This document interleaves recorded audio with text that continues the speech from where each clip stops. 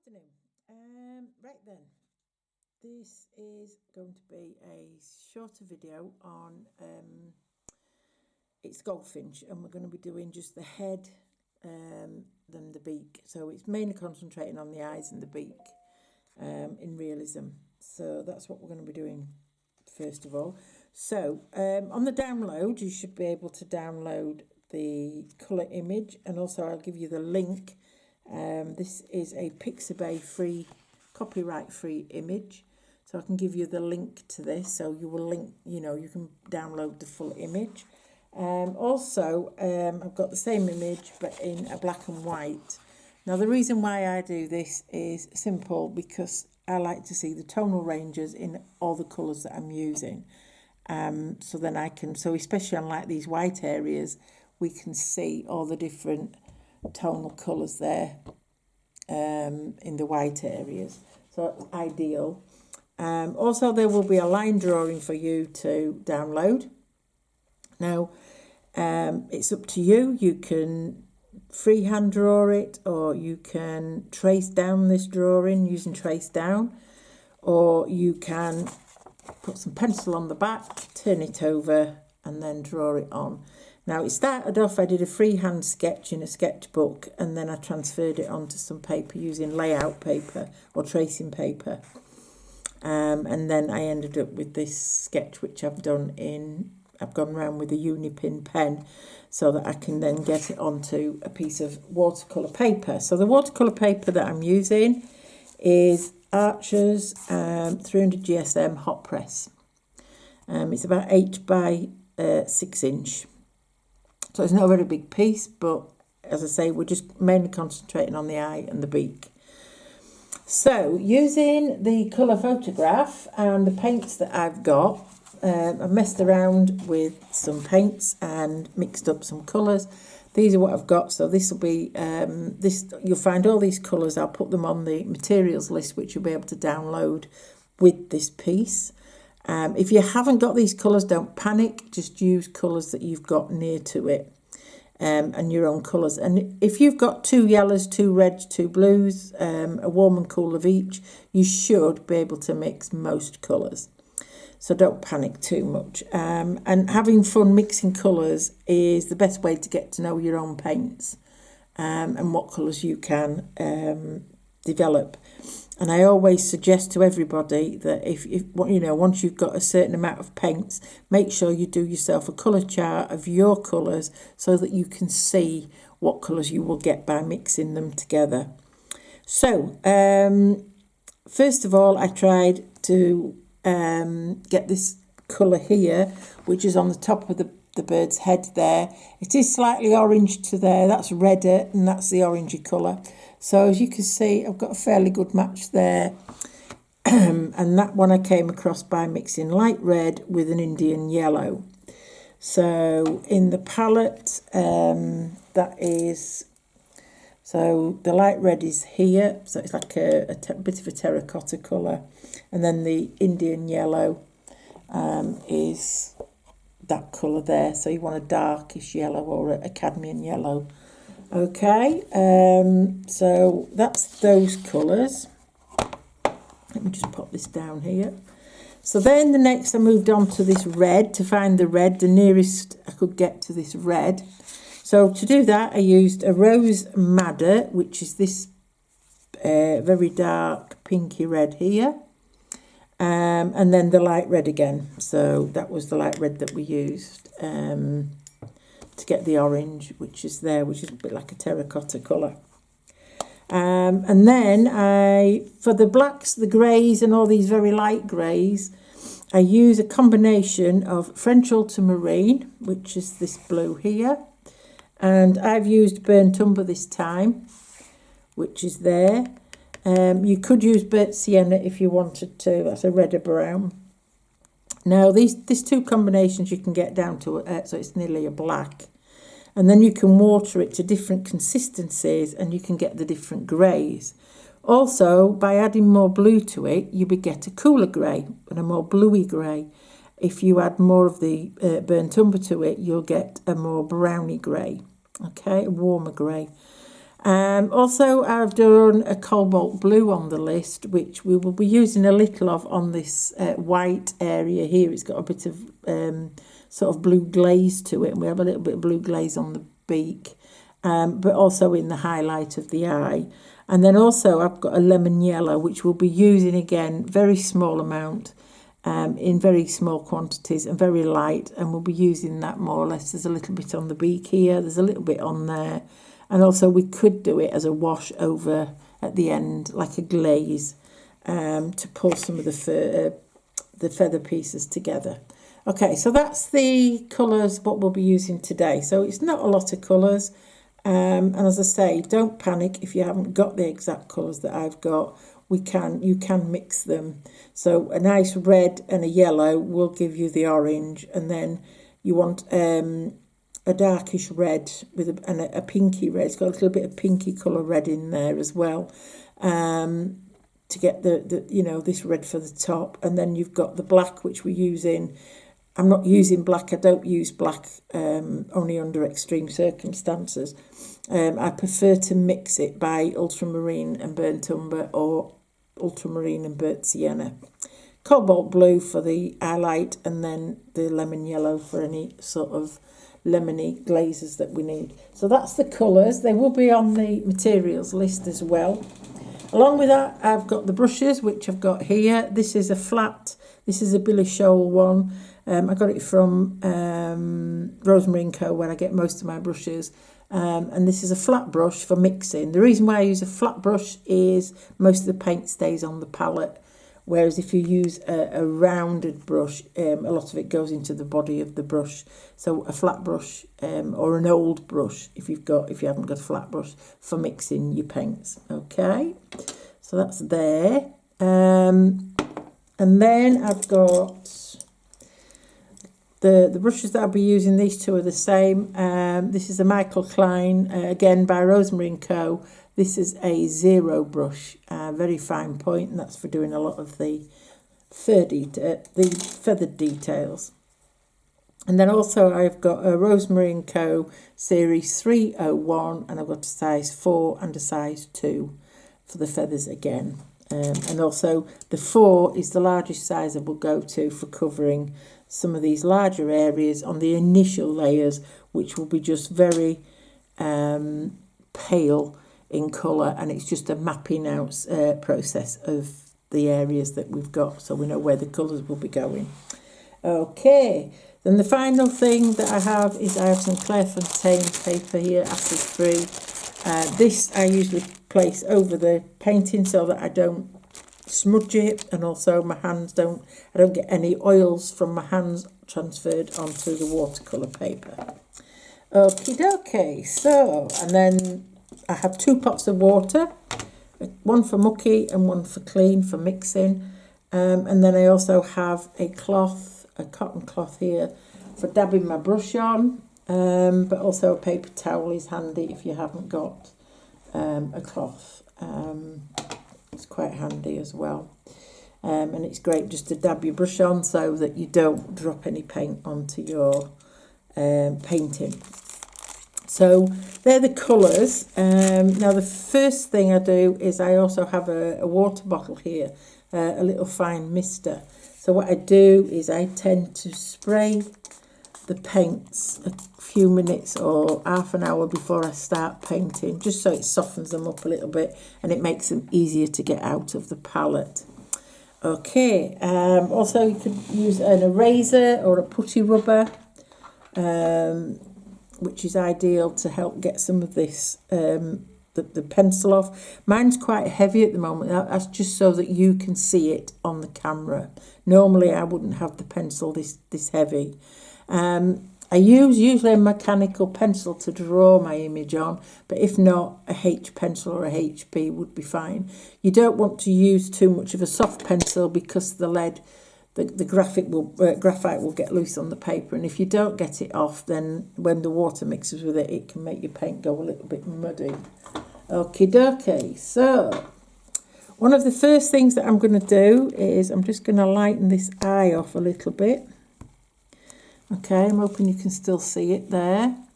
And I'm going to zoom in And what I'm going to do first on this first video is I am going to zoom in and we're going to use, I've started to mix up, I've got some here, and this is the French ultramarine. Okay, so some French ultramarine, clean the brush off, take the excess water off and dab onto my cloth, and then I'm going to pick up some of this burnt umber. Add that to it. So again, just some more burnt. So the blue and then some burnt umber.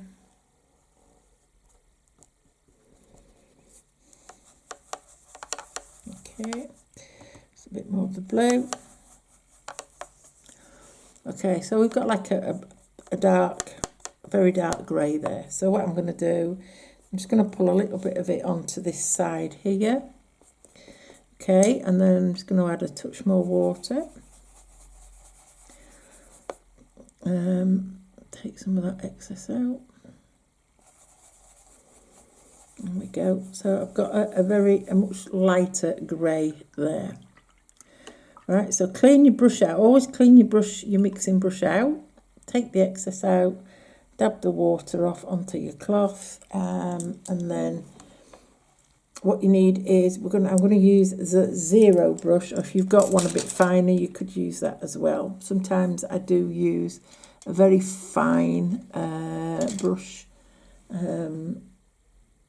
which is a 00. You can use that as well sometimes, or even this one, which is the series 98, and that's a 40. Now this is pure sable.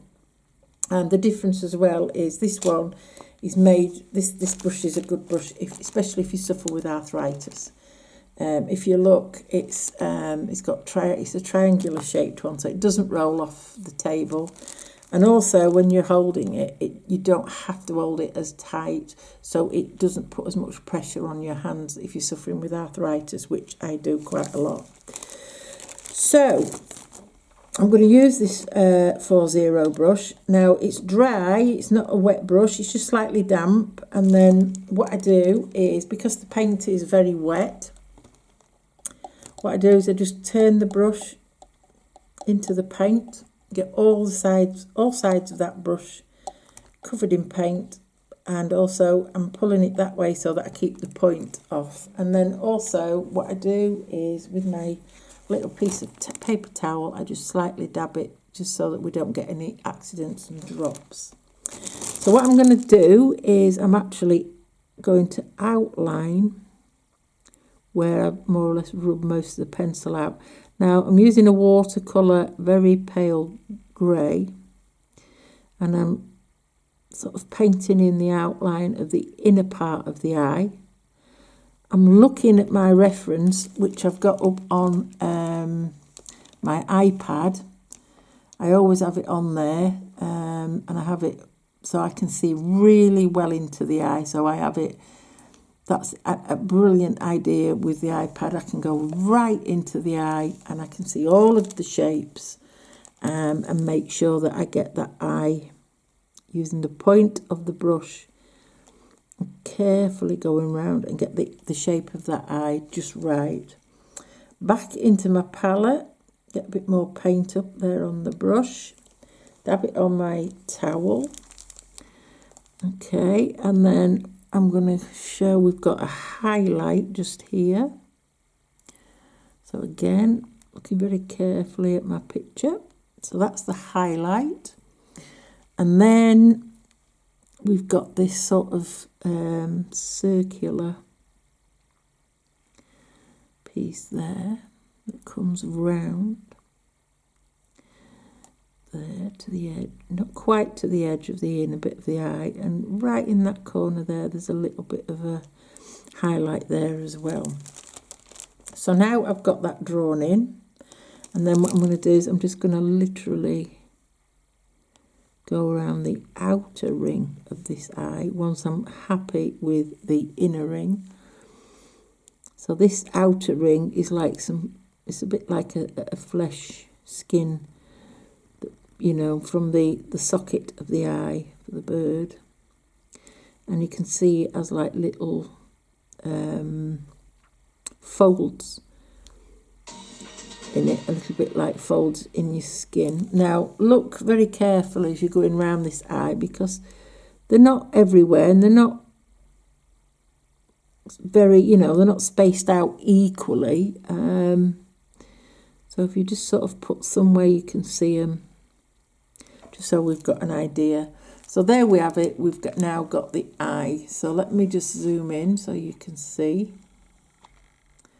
Okay, so that's the eye bit there. Let that focus. So we've got the highlight here. Then this bit here is like a bluey colour, and then all of this is dark around it.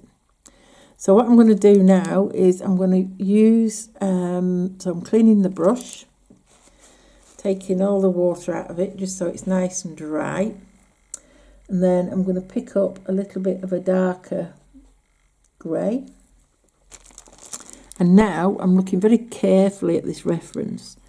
And we have where we've got all the darkest sections of this eye on the inner bit. It comes round here. It comes round this circle there on the inside of the eye. Keep fetching it that way. A little bit more paint. And then I'm coming around this highlight. Back round the bottom of this circular section. Okay, and then all of this here. Now it's going to go a lot darker in value in future layers, but just for now I just want to map in the darkest sections. So as I say, I'm mapping in where they are, not finishing them off yet. Okay, so let me have a quick, so keep checking your reference photograph, keep looking back at your reference. So that comes up there, there's a little bit of a dark area there, it comes there, and then there's another bit of a highlight there. Okay, make sure every bit of that paper there is covered. Okay, so that's the centre of the eye. It's still, I'm just going to let that dry for a couple of minutes. I'm just going to actually get a little bit more paint on my brush because it's a little bit, it's not very smooth on this section, so I want to smooth it in. That's more like it. So very carefully around the outsides. There we go. So let's tidy that up a little bit more there. Okay. So that will eventually be the real dark part of the eye. So now the next bit is we've got this very light section of the eye. So using the mixing brush again, I'm just going to mix up a very pale bit of cobalt blue. And when I say pale, I'm going to mix it up very watery. I don't know if you can actually just see it just there. So it's very watery. It's a bit green, and that's it. There we go. So I just want that really watery colour. Again, rinse off my brush, my mixing brush. Clean off my small brush, take off all of the water. Make sure you get all the water off this ferrule as well so that it doesn't drop onto your work.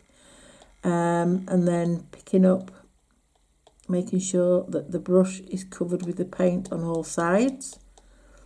Now, watercolour paint will always dry lighter than what it looks in the palette. Okay, so what I'm going to do is I'm going to cover, for now, I'm going to cover this section here in a very pale blue. So that's that little circle part there. I'm leaving this highlight and that highlight just for now. So we should have a very tiny highlight there and this highlight on this side, just for now. Okay. The next section is I'm just going to do the outer ring of the eye. So this should dry in a couple of minutes. And what I'm going to do is I'm going to take some of this grey that we've used when we outlined the eye. So this lighter grey here. Okay, so I'm going to take some of that, add a little bit more water to it, liven it up a little bit. Clean my brush, dab it on the paper, then get my little brush again. Make sure that that's nice and dry on there. And then again, make sure the whole of the brush is covered. Dab it on the towel. And then with this outer eye, what I'm going to do is I'm going to make sure I'm just going to go round the very outer side of it carefully with the grey, and I mean right on the edge, so I'm just really outlining it again with the lighter grey. Then I'm going to clean the brush, dry it off, and while it's still damp, oops, you see, look, I've got a bit of a drop of water there on the ferrule. Make sure you get that off so it doesn't drop onto your paper. And then what I'm doing is, while it's damp, I'm just pulling the rest of that paint around. So it's very, very light at the moment, which is what I'm after. And then I'm just going to pick up a little bit more of this darker grey, and I'm just going to reinforce some of these little folds. Now, this paint will still be slightly damp, but not too damp, so it will just soften the edges on these folds a little bit, so they don't come across as too harsh. And if you want, because that edge won't be even all the way around on the eye, because these are folds, I'm literally repainting each section of that outer ring so that it looks a little bit more as it should do. Okay, so that's that section done for now. Now, while we've been doing that, I'll clean the brush off and dry it on my towel so it's nice and dry, and pull the point so that the point's nice and sharp. So now I'm going to be looking at the centre piece of the eye again. Now it looks like the circle or a pupil section here in the middle, a round bit, and it looks a bit darker than the one that we've got, the colour that we've got. So what I'm going to use is some of this French ultramarine, the grey, but I'm going to put a lot more French ultramarine in it, so it's like a dark, very dark blue. Just a touch of brown in it, not much. I want it more blue than anything else. Okay, again, just dab it on the paper, on your towel, so it doesn't go everywhere. And then looking very, very carefully at the image on my iPad, take the water off the ferrule, and you can see it's got like an outline of the circle there in the darker blue. It comes round here, in there, like that, and then it's going to come round this side, and then there's that little tiny highlight there, which it comes round there, and then I'm going to dab the colour into there, and then all I'm doing is I'm just cleaning the brush off so it's damp with some clean water. Take off most of the water, and then just pull that paint with the very tip of the brush, spread that paint a little bit further into that bluey circle there, so it's not quite as light. And then again, just get another little bit of the dark around the highlight area there, because the darker side of it is on that side, and then again pull it in, and then with a clean brush just literally pull it into the rest of that eye there. Okay, so now the eye's starting to take shape. So we've got this white highlight which looks a little bit too white. So what I'm going to do is reactivate the pale blue now, the cobalt blue that we used.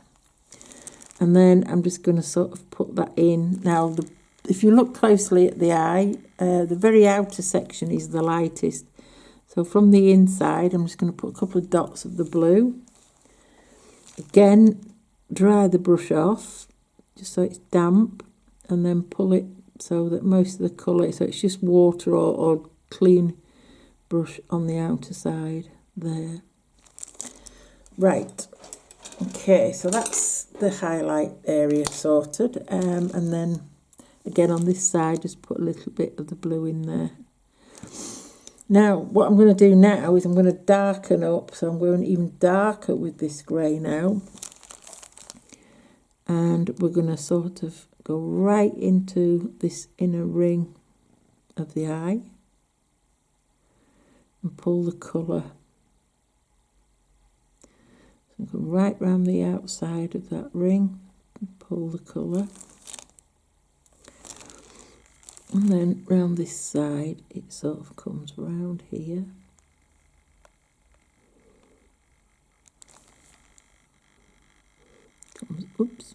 Comes a little bit further down here. There's a little bit of dark inside of there, like that. And then clean the brush. Make sure it pulls across, so we've got that nice dark line there. Okay. So you can really see now that the eye is starting to take shape. This section here needs to be a little bit bluer. There. That's the highlight again, just dabbing a little bit more blue near the highlight. And then make sure we've got this dark blue again, where all the darker blues are and not the blacks. Okay. So let that dry, and then what I shall do is I'm just going to put a little glaze over it. So while that's drying, what I'm going to do is I'm just going to mix up a little bit of I'm just going to put a little bit of the permanent rose or rose madder in with the grey. So we get a sort of grey, a purpley grey or pinky grey. What I'm going to do, I've just looked and I think this part around the eye has got more of a pinky purpley colour to it in certain sections, but just on the outer side of the eye. So take note, so you're leaving some little lighter bits right on. Now around here it's quite darker with the purpley grey there, and then also on this side just here. Okay, and leave some of the lighter bits there. So before we finish for this, just this little bit, I'm going to put a nice little glaze over this eye. Now I'm only using water and I'm using minimal, I'm only touching the paper slightly, and all this is doing is actually softening in the colours so that they blend quite nicely. There, okay, we've got that nice, still got that highlight, and then the last thing we need to do is I'm going to use the 0, I think, just to get a little bit more. I'm picking up the darkest grey that I can get, and then I'm just literally going to go over one more time on these really, just these very dark sections here. Okay, pull in a few bits of these folds, not all of them, some of them are quite dark and some aren't, so I'm just literally putting a few of them in. Okay, and back to the very small brush, and again with this, with the darkest part of this grey, what I'm going to do is I'm literally just going to go round this eye on the outer side with a dark colour, and I'm just going to literally put some little feather. So I've got to look carefully at which direction these feathers are going in. So as you come round the eye this way, they will come out across there like that. There's just a small bit there of the black, as we call it, but it's a mixture of the blue and the brown. Okay, so that'll make it easier to mix in the colours later. Okay, and then come around this section here,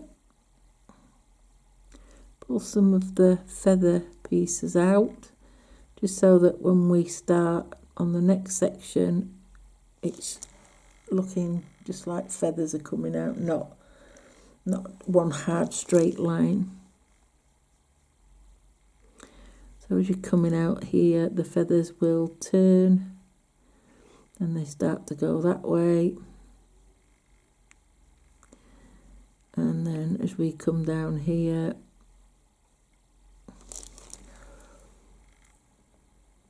again, let me just get a bit more paint on. So here it goes into a triangular area.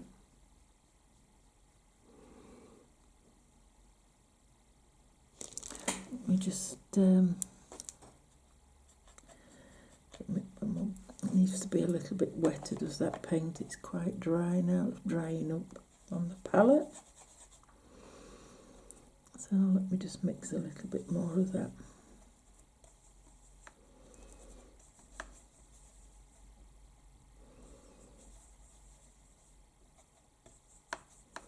There we go.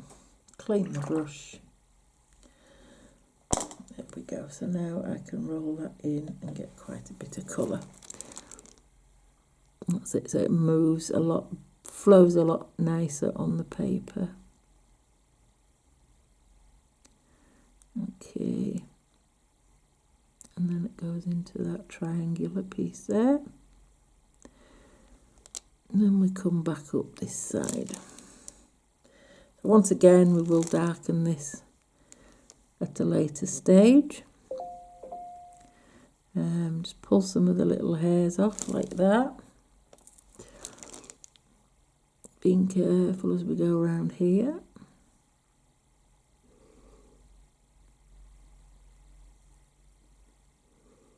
Like that. And then again, turning the hair so that they come out a little bit more that way there. Okay. And this will be darkened up a lot more during future processes, just for now. So there we have most of the eye. Again, I'm just going to reinforce some of this. I'm going to dab it on more than, so I'm like spotting it on. Just on this outer edge of the ring, trying to leave some lighter colour on the inner side of the ring of the eye. And because it's like a skin and folded, it's quite rough looking, so trying to create that bit of texture there.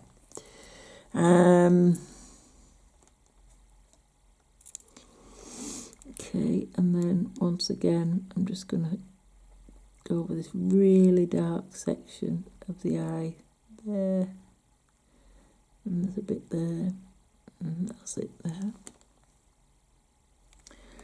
Okay, so we've got to just let that dry.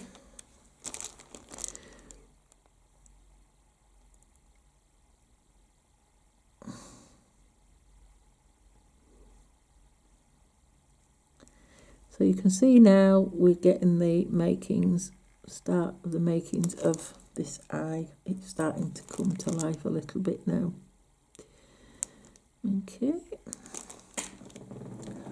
And you can see where the highlight is supposed to be. I'll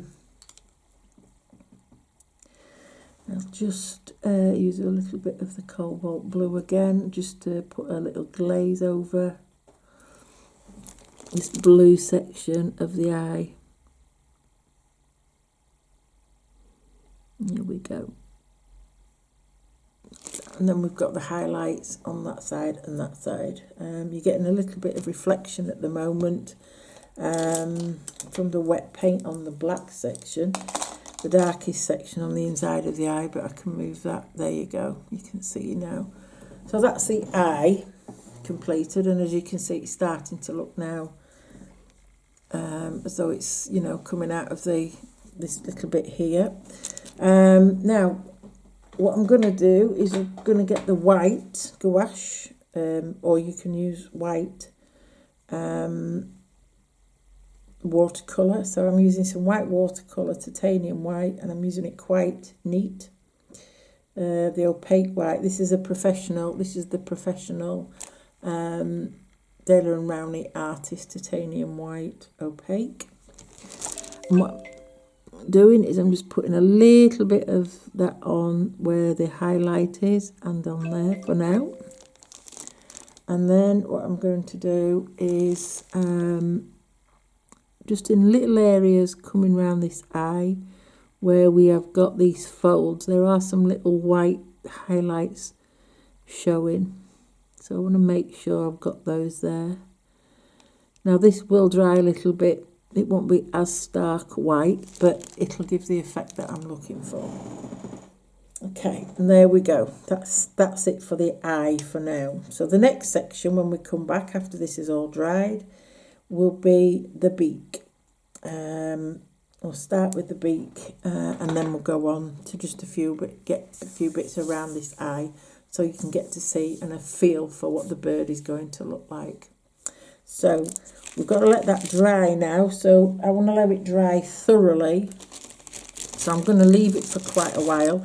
This area here is going to be made a lot darker, and we're going to start working a little bit around here, but we want to get the beak in first, and then also afterwards we can have another look at this eye just in case this needs to be darkened up more. If it does, we've got two choices. We can either make a bit more pigment up and try and get it a little bit more saturated. If not, we can resort to using a uni pen, which is a waterproof and fade proof ink. So if I need this darkening up some more, I can always use this at the end just so that it really stands out. So if we have a look at this eye on the black and white photograph, okay, so you can see here, so that is the little highlight area there, okay, and this is the darker area that we've done around this area here, and then this sort of mid-tone is the blue side, and then we've got the pale grey with a little bit of purple in here, and we've put some odd little white bits there to show that that is folds in the skin. And then we started to put a little bit of this dark area around the eye, which will need to go a lot darker, because if you look at it, it's nearly as saturated as this central piece here. And then it comes out a little bit lighter here. Now this is going to be the red and the orange at the top of the eye, but there is some black in there as well. Okay, so that is how we compare it with the black and white photograph. So we're going to leave this now to dry for an hour or 15 minutes or so, and then we'll be back and we'll do a little bit more work, this time on the beak. Okay, so I'll see you in a short while. Thank you.